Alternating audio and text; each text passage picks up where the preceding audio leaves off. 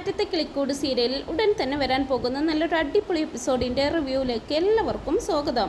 പിന്നെ രാജീവൻ്റെ കൊടും ചതിയിൽ നിന്നും സുധീഷിനെ അത്ഭുതകരമായിട്ട് രക്ഷിക്കുവാണ് സുഭാഷും അനിയന്മാരും. ഇനി ഒരിക്കലും സുധീഷിൻ്റെ ശല്യമുണ്ടാവില്ല. അവനെ തങ്ങൾ പറഞ്ഞേൽപ്പിച്ച് ഗുണ്ടകൾ കൊന്ന് കായലിൽ തള്ളിയിട്ടുണ്ടാകും. നിധിയെ എന്നേക്കുമായിട്ട് തങ്ങൾക്ക് തന്നെ തിരിച്ചു കിട്ടുമെന്നൊക്കെ ഉറച്ചു വിശ്വസിച്ചിരുന്ന രാജീവനും അരുണിനും വലിയൊരു അടി തന്നെയായിരിക്കട്ടോ സുധീഷിൻ്റെ മടങ്ങിവരവ്. അതൊന്നും സംഭവിച്ചിട്ടില്ലാത്തതുപോലെ മടങ്ങി വന്നിരിക്കുന്ന സുധീഷിനെ കണ്ട് അക്ഷരം പ്രതി ഞെട്ടുവാണ് അരുണും രാജീവും. നിങ്ങൾ തന്നേൽപ്പിച്ച സ്വർണവും പണവും ഒക്കെ എവിടെയെന്നും ചോദിച്ച് അരുൺ സുധീഷിനെ ചോദ്യം ചെയ്യുമ്പോൾ അരുണിനെ എതിർക്കുവാണ് നിധി. നിങ്ങളുടെ പണവും സ്വർണവും എവിടെയെന്നല്ലേ നിങ്ങൾക്കറിയേണ്ടത്? ഒരു മിനിറ്റ്, ഞാനിപ്പോൾ വരാമെന്ന് പറഞ്ഞുകൊണ്ട് സുധീഷ് പുറത്തേക്ക് പോകുമ്പോൾ ഒന്നും മനസ്സിലാവാതെ നിൽക്കുവാണ് അവരെ. അരുണിനെ അടുത്തേക്ക് വിളിച്ച് രാജീവ് പതിയെ പറയുന്നുണ്ട്, എട വിവരം കെട്ടവനെ, ഇവൻ എങ്ങനെയോ അവിടെ നിന്ന് രക്ഷപ്പെട്ടിരിക്കുകയാണ്. നമ്മൾ പറഞ്ഞേൽപ്പിച്ചതല്ല അവിടെ നടന്നിരിക്കുന്നത്, അവിടെ വേറെന്തോ നടന്നിട്ടുണ്ട്. ഇല്ലെങ്കിൽ അവൻ ഇത്ര ധൈര്യത്തോടെ ഇങ്ങോട്ട് വരാൻ തയ്യാറാവുമോ? എന്തായാലും അവനെ തട്ടിക്കൊണ്ടുപോയി കൊല്ലാനേൽപ്പിച്ചതിന് പിന്നിൽ നമ്മളാണെന്ന് അവൻ ഇതുവരെ മനസ്സിലായിട്ടില്ലെന്നാണ് തോന്നുന്നത്. നീ വെറുതെ ഓവറായിട്ട് സംസാരിച്ച് അവന് സംശയത്തിന് ഇട കൊടുക്കരുത്. മിണ്ടാതെ നിൽക്കുന്നതാണ് തൽക്കാലം നല്ലതെന്നൊക്കെ പറയുമ്പോൾ ശരി അച്ഛാന്ന് പറയുന്നുണ്ട് അരുണും. അതേസമയം സുഭാഷിനെയും നികേഷിനെയും കൂട്ടിക്കൊണ്ട് അകത്തേക്ക് കയറി വരുവാണ് സുധീഷ്. അവരെ രണ്ടുപേരെയും കണ്ട് ആകെ ഞെട്ടി നിൽക്കുവാണ് രാജീവും അരുണും ഹേമയും സാന്ദ്രയും നിധിയുമെല്ലാം. സുഭാഷും നികേഷും ദേഷ്യത്തോടു കൂടി രാജീവിനെയും അരുണിനെയും നോക്കുന്നുണ്ട്. എല്ലാവരും സംശയത്തോടു കൂടി നിൽക്കുമ്പോൾ നിധി ചോദിക്കുന്നുണ്ട്, സുഭാഷേട്ടൻ എന്താ ഇവിടെ? നികേഷേ, എന്താണ് നടന്നതെന്നൊക്കെ ചോദിക്കുന്നുണ്ട്. അപ്പോൾ സുധീഷ് പറയുന്നുണ്ട്, നിധി, സീനിൽ ഇവർ എങ്ങനെ വന്നെന്നാണോ നീ ആലോചിക്കുന്നത്? പറയാം, ഞാൻ എല്ലാം പറയാമെന്നും പറഞ്ഞുകൊണ്ട് സുധീഷ് രാജീവിനെയും അരുണിനെയും നോക്കുമ്പോൾ അവർ ടെൻഷനോട് കൂടി മുഖത്തോട് മുഖം നോക്കുവാണ്. സുധീഷ് വീണ്ടും പറയുന്നുണ്ട്, നിധി, എന്നെ ഗുണ്ടകൾ തട്ടിക്കൊണ്ടു പോയപ്പോൾ എനിക്ക് അവരുടെ കയ്യിൽ നിന്നും ഒരു ഫോൺ കിട്ടി. പാടുപെട്ട് സുഭാഷ് ഏട്ടൻ്റെ ഫോണിലേക്ക് വിളിച്ച് കാര്യങ്ങൾ പറഞ്ഞു. ഏകദേശം സ്ഥലവും അഡ്രസ്സും ഒക്കെ പറഞ്ഞു കൊടുത്തു. പക്ഷെ ആ ഗുണ്ടകൾ ഞാൻ സംസാരിച്ചത് എങ്ങനെയോ കണ്ടുപിടിച്ചു. എന്നെ തന്നെ അവരവിടെ നിന്ന് എന്നെ മാറ്റാൻ തീരുമാനിച്ചു. അതോടുകൂടി എൻ്റെ കഥ കഴിഞ്ഞെന്നാണ് ഞാൻ വിചാരിച്ചത്. അതേസമയം ഇവർ ബൈക്കിൽ ഞാൻ പറഞ്ഞു കൊടുത്ത സ്ഥലത്തേക്ക് വരികയായിരുന്നു. ഹരീഷ് ഓടിച്ചിരുന്ന ബൈക്കും എന്നെ കൊണ്ടുപോകുന്ന കാറും തമ്മിൽ ആക്സിഡൻ്റായി. ക്കകത്ത് വാ മൂടിക്കെട്ടിയിരിക്കുന്ന എന്നെ നികേഷ് കണ്ടു. നികേഷ് അക്കാര്യം സുഭാഷ് ഏട്ടനോടും ഹരീഷിനോടും പറഞ്ഞു. പിന്നെന്താ നടന്നതെന്ന് നിങ്ങൾക്ക് ഊഹിക്കാലോ. അവർ പിന്നാലെ വന്ന് ഗുണ്ടകളെ തടഞ്ഞു നിർത്തി പൊരിഞ്ഞാടി. നിലം തൊടാതെയുള്ള പൊരിഞ്ഞാടി എന്നൊക്കെ സുധീഷ് പറയുമ്പോൾ ഇത് കേട്ട് നിന്ന് രാജീവ് ചോദിക്കുന്നുണ്ട്, ആരാ സുധീഷേ, ആരാ സുധീഷിനോട് ഈ കൊടും ക്രൂരത ചെയ്തതെന്നൊക്കെ ചോദിക്കുന്നുണ്ട്. ആരാണെങ്കിലും അതിന് ഞങ്ങൾ പകരം വീട്ടിയിരിക്കുമെന്നും കൂടിയും രാജീവ് പറയുമ്പോൾ, അയ്യോ, നിങ്ങൾ എന്തിനാ അതിന് വെറുതെ ബുദ്ധിമുട്ടുന്നത്? അതാരാണെന്ന് ഞാൻ തന്നെ പറയാമെന്നും പറഞ്ഞുകൊണ്ട് ദേഷ്യത്തോടെ അവരെ ഒന്ന് നോക്കിയിട്ട് ഹരീഷിനെ ഉറക്കെ വിളിക്കുന്നുണ്ട് സുധീഷ്. അതേസമയം ഗുണ്ടകളിൽ ഒരാളെ പിടിച്ചു വലിച്ച് അകത്തേക്ക് കൊണ്ടുവരുവാണ് ഹരീഷ്. അയാളെ കണ്ട് ഞെട്ടി നിൽക്കുവാണ് രാജീവും അരുണും. ഹേമ ടെൻഷനോട് കൂടി അവരെ നോക്കുന്നുണ്ട്. അരുൺ ആ സമയം അയാളോട് പറഞ്ഞേൽപ്പിച്ച കാര്യങ്ങളൊക്കെ ഓർക്കുന്നുണ്ട്. ഉടനെ തന്നെ അവനെ അവിടെ നിന്ന് മാറ്റണം. ഞാൻ പറയുന്നിടത്തേക്ക് കൊണ്ടുപോകുന്നെല്ലാം ഗുണ്ടകളോട് ആജ്ഞാപിച്ചത് ഓർക്കുവാണ് അരുണെ. തുടർന്ന് സുധീഷ് പറയുന്നുണ്ട്, ഇതേ നിൽക്കുന്നത് കണ്ടില്ലേ, ഇവനാണ് എന്നെ തട്ടിക്കൊണ്ട് പോയതെന്നൊക്കെ പറയുമ്പോൾ രാജീവ് ആ ഗുണ്ടയുടെ അരികിലേക്ക് ചെന്ന് അവൻ്റെ കോളറിൽ കുത്തിപ്പിടിച്ചുകൊണ്ട് ചോദിക്കുന്നുണ്ട്, സത്യാണോ? ഇവനാണോ ആ പണവും സ്വർണവും മോഷ്ടിച്ചത്? ആരാടാ നീ? ആർക്ക് വേണ്ടിയാ നീ ഇത് ചെയ്തത്? സത്യം പറയടാ, പണവും സ്വർണവും ഒക്കെ എവിടെ? എൻ്റെ മരുമകനെ നീ എന്തിനാ തട്ടിക്കൊണ്ടു പോയത്? സത്യം പറയടാന്നൊക്കെ പറഞ്ഞ് രാജീവ ഗുണ്ടയെ തല്ലുമ്പോൾ അരുൺ ടെൻഷനോട് കൂടി ഇങ്ങനെ ചിന്തിക്കുവാണ്, ഇവൻ സത്യം പറയുവോ? അച്ഛൻ എന്താ ഈ കാണിക്കുന്നത്? ദേഷ്യത്തോടു കൂടി രാജീവ് പറയുവാണ്, സുധീഷേ, ഇവനെ എനിക്ക് വിട്ടുതാ. ഇവനെ കൊണ്ട് സത്യം പറയിപ്പിക്കുന്ന കാര്യം ഞാൻ ഏറ്റു. ഇവനെ അടിക്കുന്ന അടിയിൽ സത്യം പുറത്തു വരുന്നത് കണ്ടോ? പറയടാന്നും പറഞ്ഞുകൊണ്ട് രാജീവ് ആ ഗുണ്ടയുടെ രണ്ട് കരണത്തും മാറി മാറി അടിക്കുന്നുണ്ട്. പെട്ടെന്ന് ആ ഗുണ്ടയെ പിടിച്ചു മാറ്റി രാജീവിന്റെ മുമ്പിലേക്ക് കയറി നിൽക്കുവാണ് സുഭാഷ്. രാജീവ് ചോദിക്കുന്നു, എന്താ സുഭാഷേ? സുഭാഷ് അങ്ങോട്ട് മാറി നിൽക്കേ, അവനെ കൊണ്ട് ഞാൻ സത്യം പറയിപ്പിക്കാം. സുഭാഷ് വളരെയധികം ദേഷ്യത്തോടു കൂടി രാജീവിനെ നോക്കുമ്പോൾ ടെൻഷനോട് കൂടി നിധിയെ ഒന്ന് നോക്കിയിട്ട് രാജീവ് ചോദിക്കുന്നുണ്ട്, എന്താ സുഭാഷേ? സുഭാഷ് എന്താ എന്നെ ഇങ്ങനെ നോക്കുന്നതെന്നൊക്കെ ചോദിക്കുമ്പോൾ, നിങ്ങളെ വിശ്വസിച്ചല്ലേ ഞാൻ ഇവരെ രണ്ടുപേരെയും ഇങ്ങോട്ട് പറഞ്ഞു വിട്ടത്? എന്നിട്ട് നിങ്ങൾ തന്നെ ഇങ്ങനെ ചെയ്യാമോ? നിധിയുടെ അച്ഛനായതുകൊണ്ട് നിങ്ങൾ ഞങ്ങളുടെ വീട്ടിലേക്ക് വന്നപ്പോൾ എല്ലാവിധ ബഹുമാനത്തോടു കൂടി സന്തോഷത്തോടു കൂടിയാണ് ഞങ്ങൾ നിങ്ങളെ സ്വീകരിച്ചത്. അതെങ്ങനെയാ? പഴയതെല്ലാം മറന്ന് മകളോടുള്ള സ്നേഹം കൊണ്ട് തിരിച്ചു വന്നതാണെന്നല്ലേ ഞങ്ങൾ കരുതിയത്?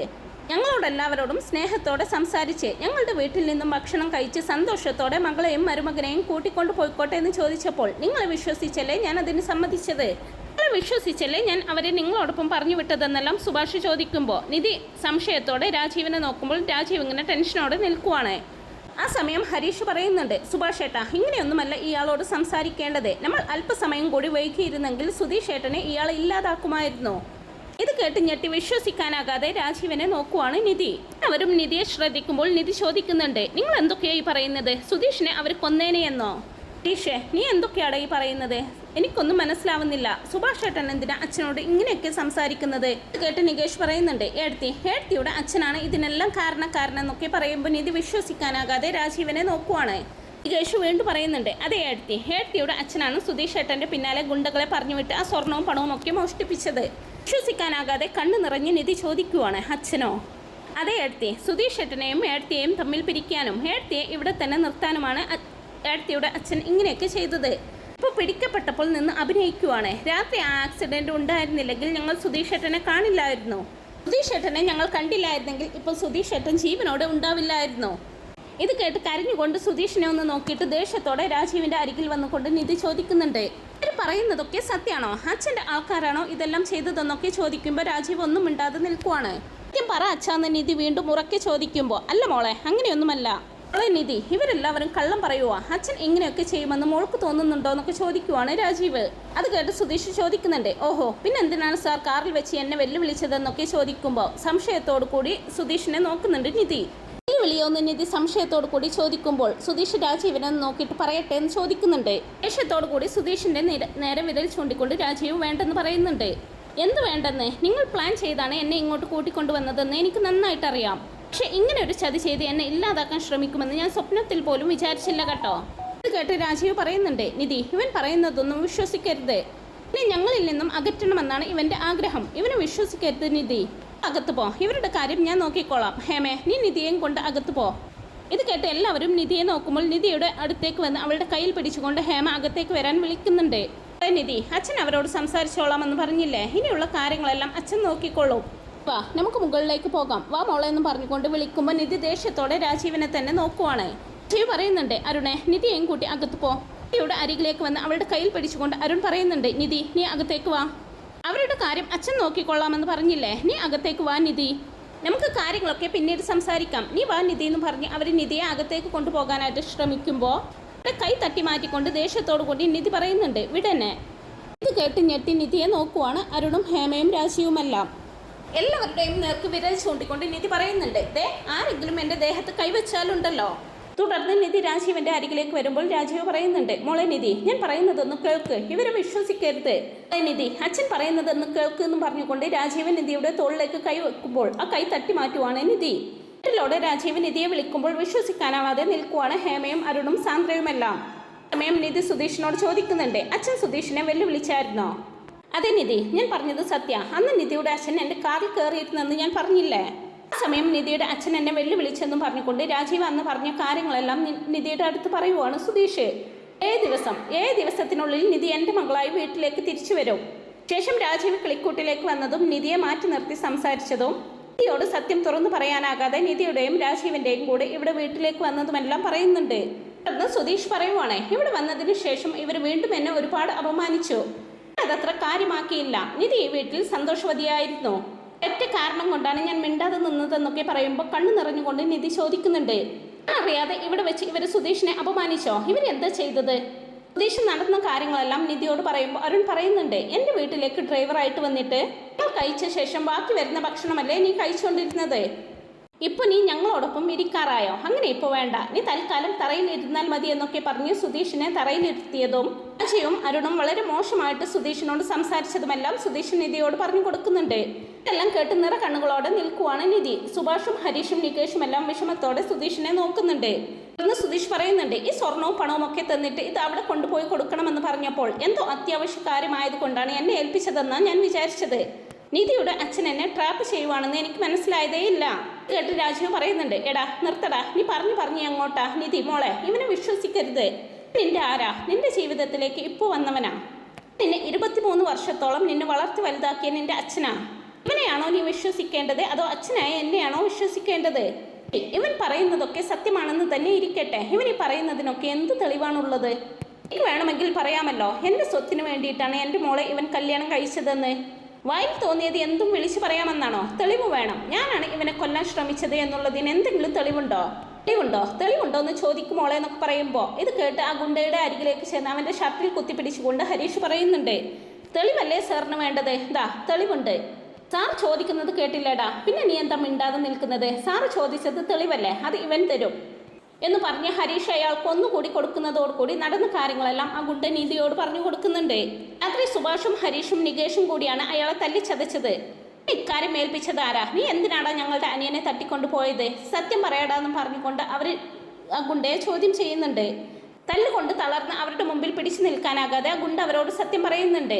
ഞാൻ പറയാം, ബിസിനസ്സുകാരനായ രാജീവാണ് ഇയാളെ തട്ടിക്കൊണ്ടു പോകാൻ ഞങ്ങളെ പറഞ്ഞേൽപ്പിച്ചത്. ഇയാൾ കാറിൽ ഏത് റൂട്ടിലാണ് വരുന്നത്, എത്ര സ്വർണവും പണവും ബാഗിലുണ്ട്, അങ്ങനെ എല്ലാ കാര്യങ്ങളും വിശദമായിട്ട് അയാൾ പറഞ്ഞേൽപ്പിച്ചിരുന്നു. എന്ത് സംഭവിച്ചാലും അയാളുടെ പേര് പറയരുതെന്നും പ്രത്യേകം പറഞ്ഞേൽപ്പിച്ചിട്ടുണ്ടായിരുന്നു. നിങ്ങളെ കൊന്നു കളയാനായിരുന്നു ഈ സാർ പറഞ്ഞേൽപ്പിച്ചതെന്നൊക്കെ പറഞ്ഞ് ആ ഗുണ്ട കുറ്റസമ്മതം നടത്തുവാണ് നിധിയുടെ മുമ്പിൽ. എല്ലാം കേട്ട് ദേഷ്യത്തോടെയും സങ്കടത്തോടെയും രാജീവനെ നോക്കുവാണ് നിധി. രാജീവ് വളരെയധികം ദേഷ്യത്തോടു കൂടി ആ ഗുണ്ടയെ നോക്കുന്നുണ്ട്. നിതീഷ് പറയുന്നു, ഞങ്ങൾ അടിച്ചാടിയിൽ ഇവന്റെ കൂടെ ഉണ്ടായിരുന്ന കൂട്ടാളികളെല്ലാം ഓടിപ്പോയി. ഇവൻ മാത്രമാണ് ഞങ്ങളുടെ കയ്യിൽപ്പെട്ടത്. ഭാഗ്യം കൊണ്ട് ഇവനെങ്കിലും ഞങ്ങൾക്ക് കിട്ടിയത്. ആയിരുന്നെങ്കിൽ ഞാൻ നാടകം കളിക്കുവാണെന്നും പറഞ്ഞ് നിധിയുടെ അച്ഛൻ ഇവിടെ വലിയൊരു നാടകം തന്നെ അവതരിപ്പിച്ചേനെ. ടെൻഷനോട് കൂടി രാജീവ് പറയുന്നുണ്ട്. നിധി, ഞാൻ പറയുന്നത് ദയവ് ചെയ്തൊന്ന് മനസ്സിലാക്കണം. രാജീവനെ തടഞ്ഞുകൊണ്ട് നിധി പറയുന്നുണ്ട്. മതി, നിങ്ങളൊരു മനുഷ്യനാണോ? എങ്ങനെ ഇങ്ങനെ ഒരു കാര്യം ചെയ്യാൻ തോന്നി നിങ്ങൾക്ക്? ഞാൻ ഒരുപാട് വിശ്വസിച്ചു. എന്നോടുള്ള സ്നേഹം കൊണ്ടാണ് നിങ്ങൾ എന്നെ തിരിച്ചു വിളിച്ചതെന്ന് ഞാൻ വിചാരിച്ചു. എന്നെ വീണ്ടും ഈ വീട്ടിൽ തന്നെ അടച്ചിടണം, അതല്ലേ നിങ്ങളുടെ പ്ലാൻ? അല്ല മോളെ, അങ്ങനെയൊന്നുമല്ലെന്നൊക്കെ രാജീവ് പറയുമ്പോൾ നിധി വീണ്ടും ചോദിക്കുന്നുണ്ട്. എങ്ങനെ തോന്നി അച്ഛനിത്? ഇതുവരെ ഒന്നും മനസ്സിലായിരുന്നില്ല. എന്തുകൊണ്ടാണ് ഞാൻ പറയുന്നതൊന്നും ഇവർ വിശ്വസിക്കാത്തതെന്ന്. എല്ലാവരും എന്തോ ഒരേപോലെ സംസാരിക്കുന്നത് എന്നെല്ലാം ആലോചിച്ച് എനിക്ക് ഭ്രാന്ത് പിടിക്കുന്നത് പോലെ തോന്നി. കേട്ട് അരുൺ പറയുന്നുണ്ട്. നിധി, അച്ഛൻ എന്ത് ചെയ്താലും അത് നിന്റെ നന്മയ്ക്ക് വേണ്ടിയാണ്. ആ വീട്ടിലെ ആ നശിച്ച ജീവിതമാണോ നിനക്ക് പ്രധാനം? ഇവിടെ താമസിച്ച് ഈ 4 ദിവസം എന്ത് സന്തോഷവതിയായിരുന്നു നീ? അതെല്ലാം നീ ഒന്ന് ആലോചിച്ച് നോക്ക്. നീ എന്തിനാ അവിടെ പോയി കഷ്ടപ്പെടുന്നത്? സമയം അരുണിന്റെ കാലിലേക്കൊന്ന് നോക്കിയിട്ട് നിധി ചോദിക്കുന്നുണ്ട്. അല്ല, നിങ്ങൾക്ക് കാല് വയ്യാതിരിക്കുവല്ലായിരുന്നോ? ഞൊണ്ടിയല്ലേ നടന്നുകൊണ്ടിരുന്നത്? അച്ഛൻ എന്നെ അകത്തേക്ക് കൂട്ടിക്കൊണ്ടു പോവാൻ പറഞ്ഞപ്പോൾ വേഗത്തിൽ വന്നാണല്ലോ നിങ്ങൾ എൻ്റെ കയ്യിൽ പിടിച്ചത്. അപ്പൊ നിങ്ങളുടെ കാലിന് ഒരു കുഴപ്പവും ഇല്ലായിരുന്നല്ലേ? അതും അഭിനയമായിരുന്നല്ലേ എന്നൊക്കെ ചോദിക്കുമ്പോൾ തലയിൽ കൈവച്ചുകൊണ്ട് രാജീവ് പറയുന്നുണ്ട്. തട ഇങ്ങനെ ശ്രദ്ധയില്ലാതെ എന്നൊക്കെ മെല്ലെ ചോദിക്കുമ്പോൾ സാന്ദ്രയും സംശയത്തോടു കൂടി അരുണിനെ നോക്കുന്നുണ്ട്. പറയുന്നു, ഏയ് നിധി, നീ അത് ശ്രദ്ധിക്കാഞ്ഞിട്ടാ ഞാൻ ഞൊണ്ടി തന്നെയാണ് നിന്റെ അരികിലേക്ക് നടന്നു വന്നത്. നിധി പറയുന്നു, എന്തിനാ വീണ്ടും കള്ളം പറയുന്നത്? അപ്പൊ എല്ലാം ഡ്രാമയായിരുന്നല്ലേ? എന്ത് മനുഷ്യരാ നിങ്ങളെല്ലാവരും? ഇവിടെ താമസിക്കാൻ തന്നെ എനിക്ക് പേടിയായി തുടങ്ങി. എല്ലാവരും നന്നായി തന്നെ അഭിനയിക്കുന്നുണ്ടല്ലോ. എങ്ങനെ ഇങ്ങനെ ആവാൻ കഴിഞ്ഞു? ഞാൻ നിങ്ങൾ പറയുന്നത് കേൾക്കാൻ തയ്യാറായില്ലെങ്കിൽ ആരും അറിയാതെ എന്നെ ഇവിടെ വെച്ച് കൊന്നു കൊഴിച്ചു മൂടാൻ പോലും നിങ്ങൾ മടിക്കില്ലായിരുന്നല്ലോ. ഇത് കേട്ട് ദേഷ്യത്തോടു കൂടി രാജീവ് പറയുന്നുണ്ട്. നിധി, സൂക്ഷിച്ച് സംസാരിക്കേ. അപ്പൊ നിധി ചോദിക്കുവാണ്, എന്താ അച്ഛ ഇതിൽ കൂടുതൽ ഞാൻ സൂക്ഷിച്ച് സംസാരിക്കേണ്ടത്? എൻ്റെ അച്ഛനാണെന്ന് പറയാൻ തന്നെ എനിക്ക് അപമാനമാണ്. ഒരു അച്ഛൻ ചെയ്യേണ്ട കാര്യമാണോ നിങ്ങളിപ്പോൾ ചെയ്തത്? അയാളെ കൊല്ലാൻ പോലും മടിയില്ലാത്തത്ര തരം താണു പോയോ എൻ്റെ അച്ഛൻ? നിങ്ങൾക്കൊക്കെ നിങ്ങളുടെ അഭിമാനവും അന്തസ്സുമല്ലേ പ്രധാനം? നിങ്ങളുടെ മകളുടെ സന്തോഷം നിങ്ങൾക്ക് കാണണ്ട. സ്വന്തം ബിസിനസ് പാർട്ട്നേഴ്സിനോട്, കുടുംബക്കാരോട്, അയൽപക്കക്കാരോട് ഒളിച്ചോടിപ്പോയ സ്വന്തം മകളിപ്പോൾ വീട്ടിൽ വന്ന് നിൽക്കുവാണെന്ന് പറയാമല്ലോ. എല്ലാം മറന്ന് അവൾ ഇങ്ങോട്ട് തിരിച്ചു വന്നു. അവളെ ഞങ്ങൾ കൂട്ടിക്കൊണ്ടു വന്നതാണ്. ഇനി അവൾ എൻ്റെ മകളാണ്. എൻ്റെ മകൾ ഇനി എൻ്റെ വീട്ടിലുണ്ടാവുമെന്ന് നിങ്ങൾക്ക് എല്ലാവരോടും പറഞ്ഞു നടക്കണം. അതിനുവേണ്ടി നിങ്ങൾ ഏത് ലെവലിലേക്ക് വേണമെങ്കിലും പോകുമല്ലേ? ഓളെ നിധി, അച്ഛൻ എൻ്റെ നല്ലതിന് വേണ്ടിയിട്ടാണെന്നൊക്കെ രാജീവ് പറയാൻ തുടങ്ങുമ്പോൾ രാജീവിൻ്റെ നേരെ വിരൽ ചൂണ്ടിക്കൊണ്ട് നിധി പറയുന്നുണ്ട്. എനിക്കൊന്നും കേൾക്കണ്ട, എൻ്റെ അടുത്തേക്ക് വരരുതെന്നൊക്കെ പറയുമ്പോൾ നിധി, ഞാൻ പറയുന്നതൊന്നും കേൾക്കെന്നൊക്കെ രാജീവ് വീണ്ടും പറയുന്നുണ്ട്. പറയുവാണ്, എൻ്റെ അടുത്തേക്ക് വരരുതെന്നല്ലേ ഞാൻ പറഞ്ഞത്? നിങ്ങളെ കാണുന്നത് പോലും എനിക്ക് പേടിയാ. നിങ്ങളെ വിശ്വസിച്ച് ഈ വീട്ടിലേക്ക് വന്ന് വീണ്ടും ചതിക്കപ്പെട്ടതോർക്കുമ്പോൾ എനിക്ക് എന്നോട് തന്നെ പുച്ഛം തോന്നുന്നു. മതി, നിങ്ങൾ ഇതുവരെ എനിക്ക് വേണ്ടി ചെയ്തു തന്ന എല്ലാ നന്മകളും ഇതോടുകൂടി മതിയായി. എനിക്കിപ്പോൾ നിങ്ങളെ കാണുന്നത് പോലും വെറുപ്പാ. അമ്മ, അച്ഛൻ, ചേട്ടൻ, ചേട്ടത്തി എന്നൊക്കെ പറഞ്ഞ് നിങ്ങൾ ആരെയും ഇനി എൻ്റെ മുമ്പിൽ പോലും കണ്ടുപോകരുത്. നിങ്ങളാരോ ഞാനാരോ, ഇനി നിങ്ങളുമായിട്ട് എനിക്കൊരു ബന്ധവും ഉണ്ടാവില്ലെന്നും പറഞ്ഞുകൊണ്ട് നിധി കരഞ്ഞുകൊണ്ട് അകത്തേക്ക് പോകുമ്പോൾ മോളെ നിധിന്ന് വിളിക്കുന്നുണ്ട് രാജീവ്. തകർന്നു നിൽക്കുന്ന രാജീവിൻ്റെ അരികിലേക്ക് വന്ന് അച്ഛന്ന് വിളിച്ച് കയ്യിൽ പിടിക്കുന്നുണ്ട് അരുണ്. ആ സമയം കരഞ്ഞുകൊണ്ട് ഹേമയും രാജീവിൻ്റെ അരികിൽ വന്ന് രാജീവിൻ്റെ കയ്യിൽ പിടിക്കുന്നുണ്ട്.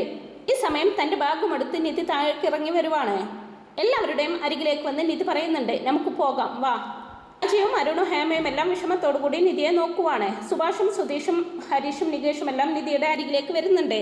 നികേഷ് പറയുന്നുണ്ട്, ഏടത്തി, ഇവരെ വെറുതെ വിടരുത്.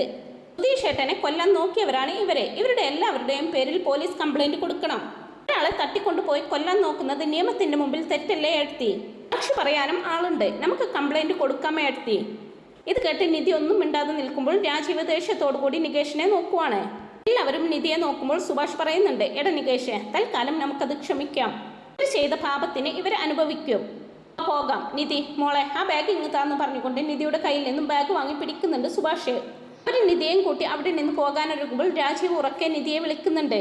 എന്നിട്ട് എല്ലാവരും തിരിഞ്ഞു നോക്കാതെ അവിടെ ഇങ്ങനെ നിൽക്കുമ്പോൾ രാജീവ് പറയുന്നുണ്ട്, നീ ചെയ്യുന്നത് തെറ്റാണ് നിധി, പിന്നീട് നീ ഒരുപാട് വിഷമിക്കും. നിധി പറയുന്നുണ്ട്, 23 വർഷം വളർത്തിയ നിങ്ങളെക്കാളും എനിക്കിപ്പോൾ വലുത് ഇവരാണ്. ഒരു വിഷമവുമില്ല. ഞാൻ ഇവിടെ താമസിക്കുന്നതിനേക്കാളും സന്തോഷത്തോടെയും സമാധാനത്തോടും കൂടിയാണ് ഞാൻ അവിടെ കഴിയുന്നത്. ഇത് കേട്ട് എല്ലാവരും അമ്പരപ്പോടെ നിധിയെ നോക്കുമ്പോൾ നിധി വീണ്ടും പറയുന്നുണ്ട്, താലും ഞാൻ ഇനി ഈ വീട്ടിലേക്ക് തിരിച്ചു വരില്ല. നിങ്ങളും ഇനി എന്നെ അന്വേഷിച്ച് വരരുത്. ഗുഡ് ബൈ എന്നും പറഞ്ഞുകൊണ്ട് നിധി തിരിഞ്ഞു നോക്കാതെ വളരെയധികം ദേഷ്യത്തോടു കൂടി അവിടെ നിന്ന് മുമ്പോട്ട് നടക്കുവാണ്. അങ്ങനെ നിധിയുടെ പിന്നാലെ പോകുവാണ് സുഭാഷും സുധീഷും ഹരീഷും നികേഷും എല്ലാം. അങ്ങനെ നിധി എന്നേക്കുമായിട്ട് ആ വീടിൻ്റെ പടി ഇറങ്ങി പോകുമ്പോൾ തകർന്നു നിൽക്കുവാണ് രാജീവും കുടുംബവും. അപ്പോൾ ഈ ഒരു റിവ്യൂ നിങ്ങൾക്ക് ഇഷ്ടപ്പെട്ടെങ്കിൽ വീഡിയോ ഒന്ന് ലൈക്ക് ചെയ്യാനും ചാനൽ ഒന്ന് സബ്സ്ക്രൈബ് ചെയ്ത് സപ്പോർട്ട് ചെയ്യാനും മറക്കല്ലേ friends. Thanks for watching my video.